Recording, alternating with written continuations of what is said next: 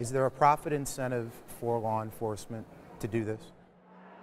Yes, I believe there is. I mean, yes, with some of that money, we can definitely use it to go back after them, yes. Even if nobody gets convicted of a crime? I believe so, yes, sir.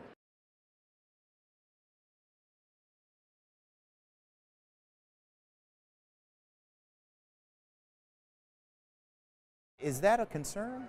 Well, it is of a concern, but that's not a bad percentage. It's Remember not? that, well, the people that we're dealing with here, when we go in there, we make these arrests, you're talking about a trail of money that goes from, we don't want to get these workers here that are just working for these folks, but if we can get them and talk to them, interview them, they can lead us to the bigger criminal enterprises that are running these eight-liners. And that's what we want ultimately at the end. But you actually filed very, very few of those cases in terms of money laundering or engaging in criminal activity. But we're still working on them, because that money laundering, I mean, you can have 10, 15 bank transactions, you follow the money, and at the end, we don't want a misdemeanor on these folks. We want to get a felony on the money laundering aspect of it. In the cases that do get filed, the median jail time is 3 days. Yeah, Is that doing anybody any good?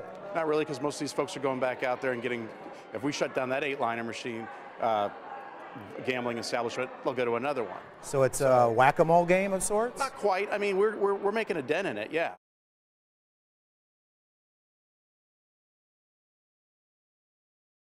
Are you leaving behind the tools of the crime? No, not really, because the motherboards are the ones that, it's sort of like the brains. If you take the motherboard out, you don't have anything there. And there are so many eight-liners. And so logistically, taking all these cabinets and, and going through the process of trying to destroy them would just take countless hours of manpower.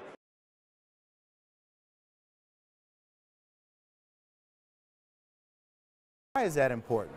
Well, the motherboards and the gambling equipment, we don't want them to get back out there and be reused.